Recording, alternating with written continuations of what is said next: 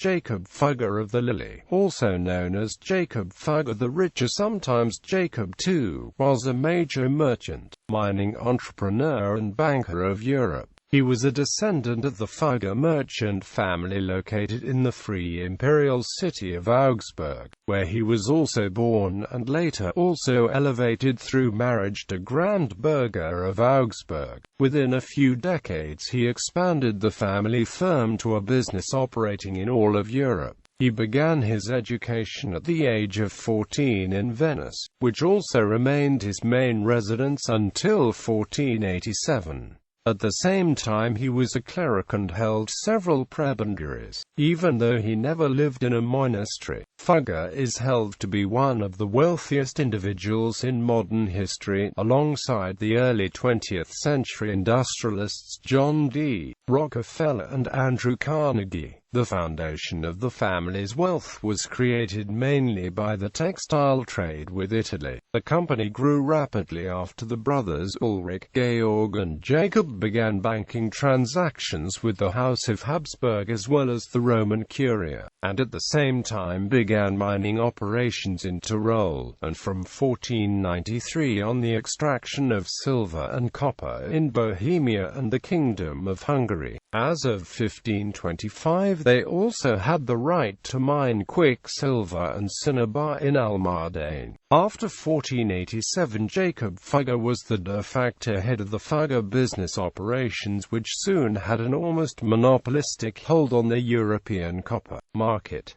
Copper from Upper Hungary was transported through Antwerp to Lisbon, and from the ship to India. Jakob Fugger also contributed to the first and only trade expedition to India that German merchants cooperated in, a Portuguese fleet to the Indian west coast as well as a failed Spanish trade expedition to the Maluku Islands. With his support of the Habsburg dynasty as a banker, he had a decisive influence on European politics at the time. He financed the rise of Maximilian the First and made considerable contributions to secure the election of the Spanish King Charles V to become Holy Roman Emperor. Jakob Fugger also funded the marriages which later resulted in House Habsburg gaining the kingdoms of Bohemia and Hungary. Jakob Fugger secured his legacy and lasting fame through his foundations in Augsburg, a chapel funded by him and built from 1509 to 1512 is Germany's first Renaissance building and contains the tombs of the brothers Ulrich, Georg and Jacob. The Fugger, which was founded by Jacob in 1521, is the world's oldest social housing complex still in use. The Damenhof, part of the Fuggerhaus in Augsburg, is the first secular Renaissance building in Germany and was built in 1515. At his death on 30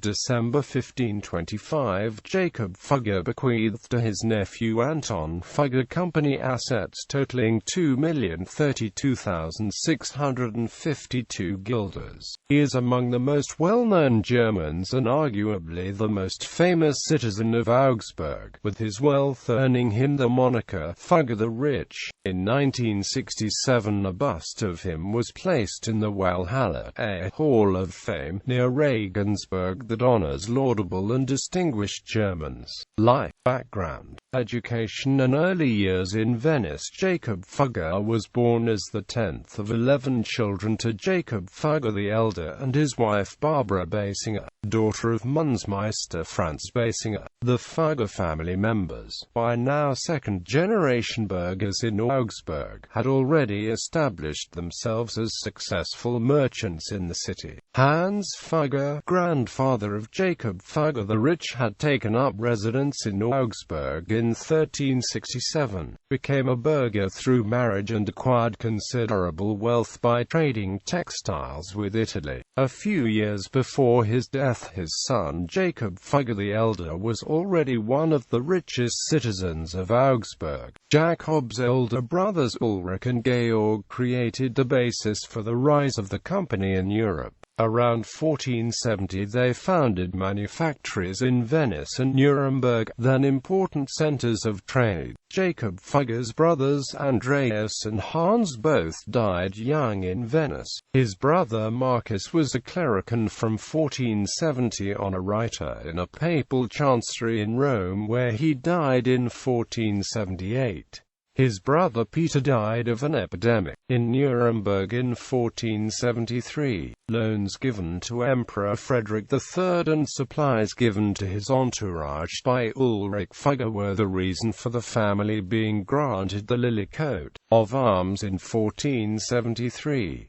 The of the Lily, naming after this coat of arms, distinguishes this line of the Fugger family from the of the Doe branch. Until 2009, historians assumed that Jakob Fugger, who was a minor order at the age of 12, had lived as a canon in a church located in Herodon. A document from the Austrian State Archive has now shown that Jakob Fugger was already representing his family business in Venice in 1473 at the age of 14. Other research showed that Jakob Fugger spent the years between 1473 and 1487 mostly at the Fondico dei Tedeschi, the house of German merchants in Venice. Venice, being one of the most important centers of trade at the time, proved to be an ideal environment for Jakob Fugger's education in banking and the metal trade. His long residence in Italy also helped bring the Renaissance style to the German region, with his funding the construction of the first buildings of this style that originated in Italy. Legal and architectural structures of Venice also had a significant influence on the funding of the Fuggeray, which was similar to the social housing of Venice.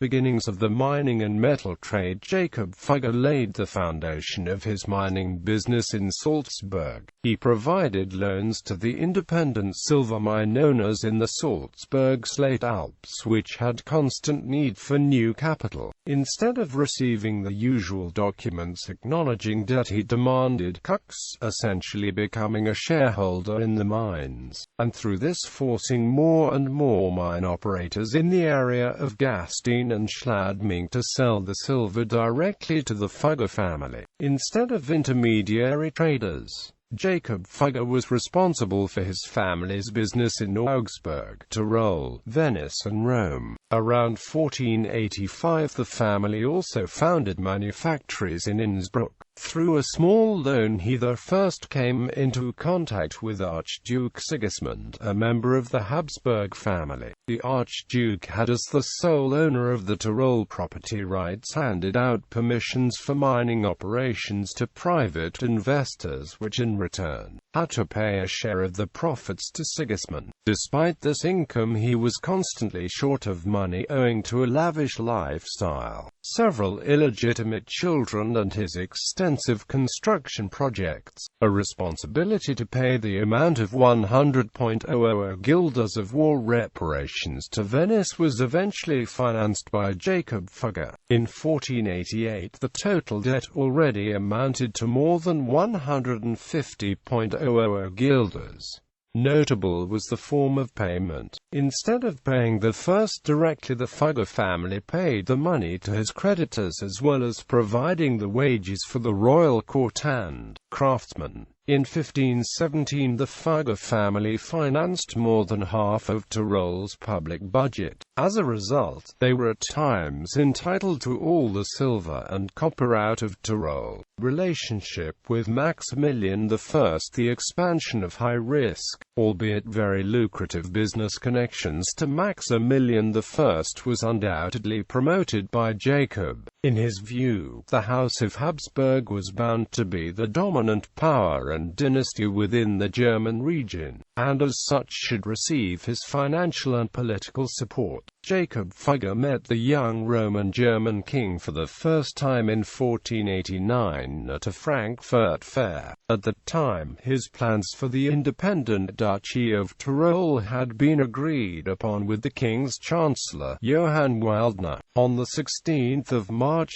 1490, Sigismund and the Tyrol estates came together, with King Maximilian also present. The Archduke had to resign under the pressure from the estates, who accused him of mismanagement, and his possessions fell to the king. Maximilian then promised to repay all loans of its predecessor to Jakob Fugger. Thus the Fugger business became one of the most important financial backers of Maximilian, who since 1486 was co-regent of the Holy Roman Empire. After his father Frederick III died in 1493, he became the reigning emperor. Despite having constant financial difficulties due to an extravagant lifestyle and many failed political projects, his reign saw the kingdoms of Spain, Bohemia and Hungary gained for the House of Habsburg, not by waging war but through advantageous marriage arrangements which were funded with the help of Jakob Fugger. On the 15th of July 1507, Maximilian the First sold the county of Kirchberg, located at Ulm, the adjacent lordship Weissenhorn with the associated city, as well as the lordships Wallenstetten and Pfaffenhofen from the Habsburg possessions in further Austria to Jakob Fugger. Maximilian the First, who crowned himself Holy Roman Emperor in 1508, received a payment of 50.00 guilders for these sales. More sales followed in 1508, where he sold Mannerschmicken, and in 1514, where he sold the lordship Biber back to Fugger. Maximilian I elevated Jakob Fugger into nobility in 1511 and granted him the title of Imperial Count in 1514, so the former burgher could operate his business without interference from a local nobility.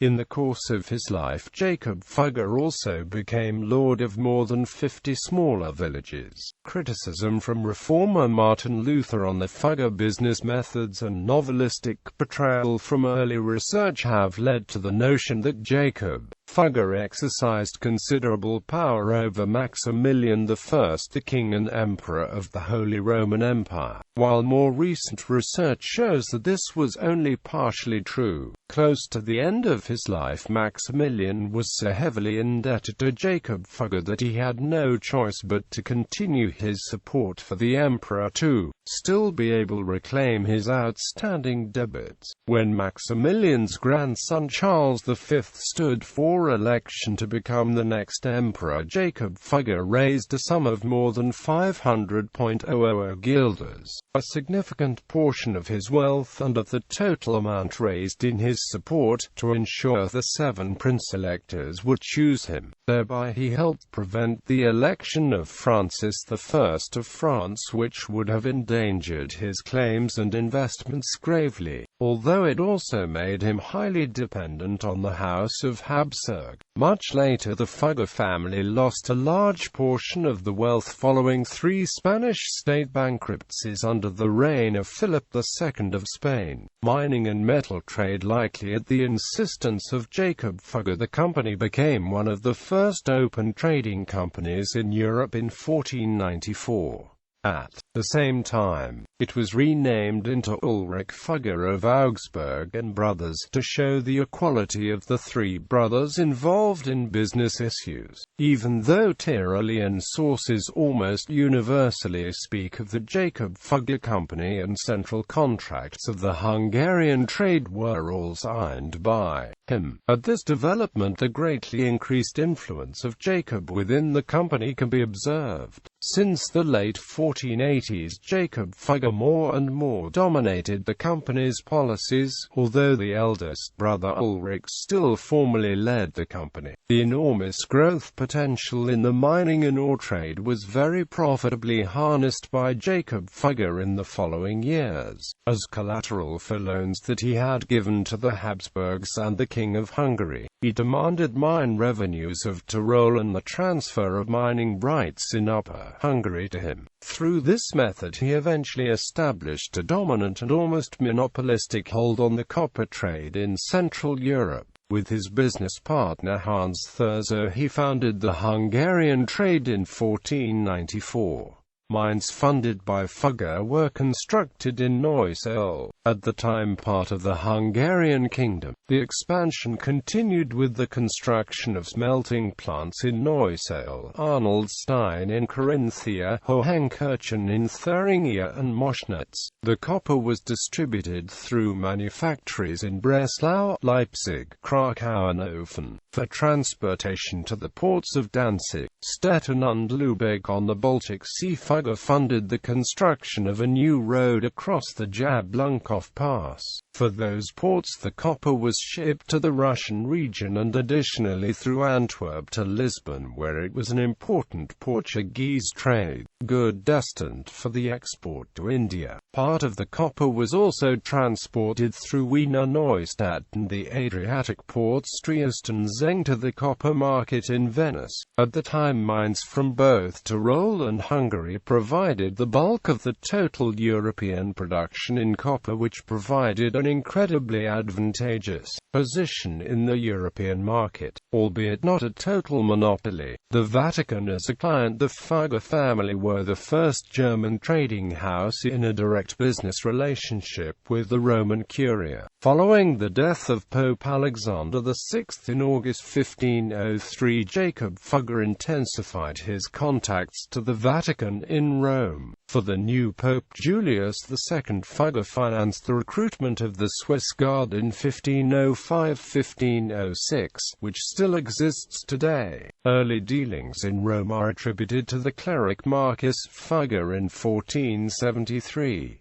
In 1477 the Fugger business was responsible for transferring church revenues from Sweden to Rome. Between 1508 and 1524, the company leased the Roman mint, the Zecca, manufacturing 66 types of coins for 4 different popes. After this the Fugger family was only represented by one manufactory in Rome, mostly due to the Sacco di Roma and the less German-friendly Medici Pope Clement VII. As one of the leading bankers in Europe and because of his close relationship to the Vatican, Jakob Fugger was also engaged in the sale of indulgences. In 1515 Fugger provided a loan of 48.00 guilders to Albrecht von Brandenburg to pay for his acquisition of the Archdiocese of Magdeburg in 1512, and Mainz in 1514.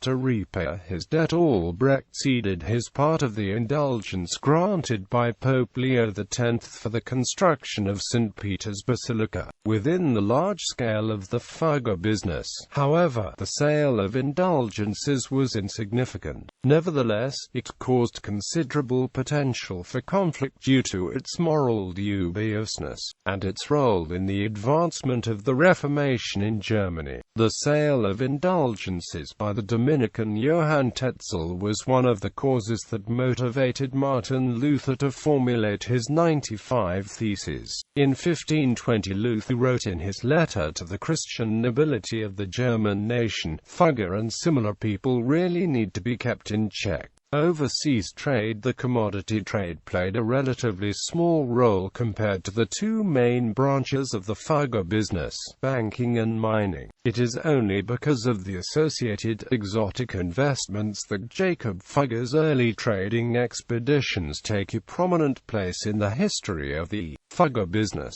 After Vasco da Gama's discovery of the sea route to India and the establishment of the Portuguese spice monopoly, Jakob Fugger took part in the spice trade and in 1503 opened a manufactory in Lisbon. He received permission to trade pepper, other spices, and luxury goods such as pearls and gemstones through Lisbon. Along with other merchant houses of Germany and Italy, he contributed to a fleet of 22 Portuguese ships led by Francisco de Almeida that sailed to India in the year 1505 and returned in 1506. Even though 1/3 of the imported wares had to be ceded to the King of Portugal, the operation still made significant profit. Soon afterwards the king declared the spice trade a monopoly of the crown in order to secure his income and exclude foreign merchants from participating. However, the Portuguese were still largely dependent on the copper delivered by Fugger, which was an essential export good for the trade with India. Unlike the Welser family, Jakob Fugger's participation in the overseas trade was very cautious and conservative, and the only other operation of this kind he invested in was a failed trade expedition to the Maluku Islands led by the Spaniard Garcia de Loaiza. There is some evidence that he financed Magellan's famed voyage. The great crisis of Jakob Fugger, especially for mining projects in Upper Hungary. The Fugger Company required enormous capital, which at the time it could not raise. Hence Cardinal Melchior von Meck, who was the main sponsor of the Fugger business in 1496.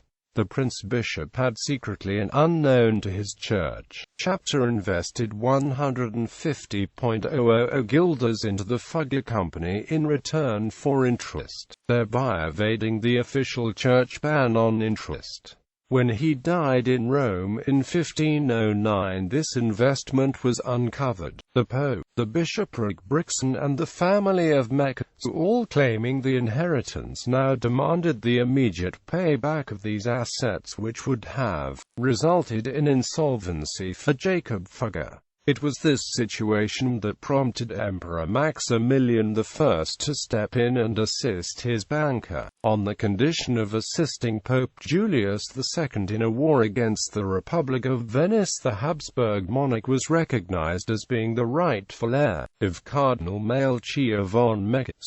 The inheritance could now be settled by amortizing outstanding debts. Fugger also had to deliver jewels as compensation to the Pope. However, in return for his support, Maximilian the First demanded the continuous financial support of his ongoing military and political campaigns. Since the death of his brothers Georg in 1506 and Ulrich in 1510, Jakob Fugger was now running the Fugger business as the sole policy and decision maker. The company was renamed into Jakob Fugger und Gebruder Sohne. In the following years up until his death, Jakob Fugger managed to raise the family fortune, which amounted to about 200,000 guilders in 1511 to more than 2 million guilders, perhaps 2% of Europe's GDP. Election of Charles V in 1519. Emperor Maximilian died in January of 1519 and bequeathed to his grandson Carlos I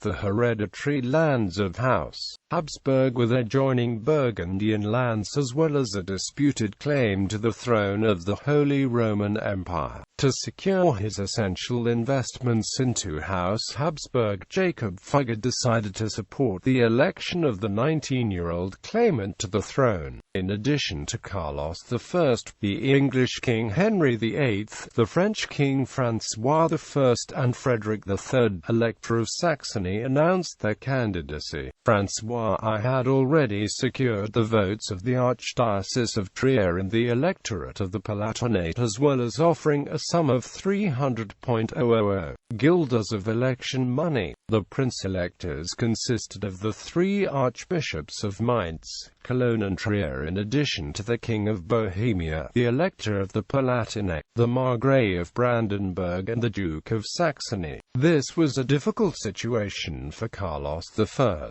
who now relied on the riches of Jakob Fugger to sway the election in his favor. Fugger transferred the enormous sum of more than 850,000 guilders to the prince-electors, which ultimately resulted in the unanimous election of Carlos I as Holy Roman Emperor on the 28th of July 1519. Out of this 850,000 guilders, Fugger himself funded around 550,000, while another merchant house of Augsburg, the Welser family, contributed about 150,000 and 3 Italian bankers providing the rest. What today would be seen as bribery was common practice in the election of the emperor. Exceptional, however, was the immense sums involved. mainly due to the keen competition among the princely candidates. A few days later the Pope granted Carlos I, now Charles V, the right to name himself elected emperor. It was only in 1530 that Charles V was crowned emperor by the Pope in Bologna. He was the last emperor to receive a papal coronation. Charles V, since his election reigning over a realm where the sun never set, was now deeply indebted to Jakob Fugger. In 1521 the debts amounted to more than 600,000 guilders. The emperor amortized 415,000 of this sum and in return granted the Fugger Company the silver and copper mining operations of Tyrol. During the Imperial Diet of 1523 in Nuremberg it was debated whether to restrict trade capital and the number of trade establishments companies were allowed to maintain. Jakob Fugger intervened and reminded the emperor that it is known that your imperial majesty could not have claimed the Roman crown without my help. The added demand of repayment of all debts eventually led to all discussions of trade restrictions and limits to monopolies being dropped. In addition to this, Jakob Fugger was granted a concession to mine quicksilver and cinnabar in Almadane. The Fugger Company was involved in the Spanish mining business up to the year 1645. Marriage, heritage and successes. In 1498 the 40-year-old Jakob Fugger married Sibylle Arzt Hertbergress of Augsburg, the 18-year-old daughter of an eminent Augsburg Hertberger. This marriage opened the opportunity for Jakob to elevate to Grand Burgher of Augsburg and later finally giving Jakob Fugger the long-awaited aspiration of a seat on the city council of Augsburg. 4 years after the wedding, Jakob Fugger bought for his young wife 40,000 guilders worth of jewels from the treasure of Burgundy. Jakob wanted to demonstrate that he is after all equal to the Habsburgs, at least financially. However, the jewels were left in a chest in the basement of his house for fear of theft and envy. The couple had no children. 7 weeks after her husband died, Sibylle Arzt married a business partner of Jacob and converted to the Protestant faith. Jakob Fugger died on the 30th of December 1525. The inventory performed by his heirs revealed assets totaling 3,058,000 guilders and liabilities amounting to 867,797 guilders, resulting in a surplus of about 2.1 million guilders. Because he had no direct descendants, the company and its assets were bequeathed to his nephews Raymond and Anton Fugger, who also led the company. Anton managed to double the family's fortune once more by 1546.